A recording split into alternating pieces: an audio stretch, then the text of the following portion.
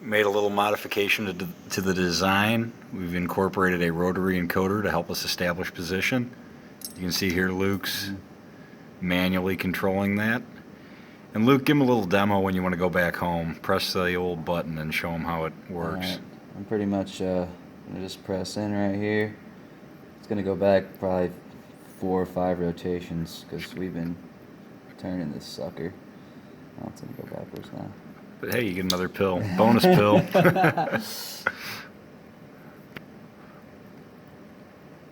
But it's pretty neat how you can do that.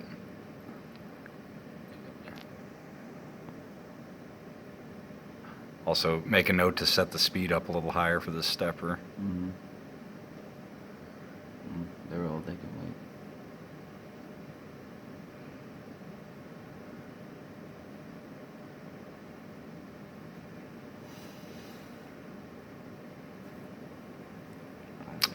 You know what, I'm going to take it home because I'm going to make a little mount for the rotary encoder. I'll just see if I can screw that, put a little Velcro strip on the back and make it look a little nicer.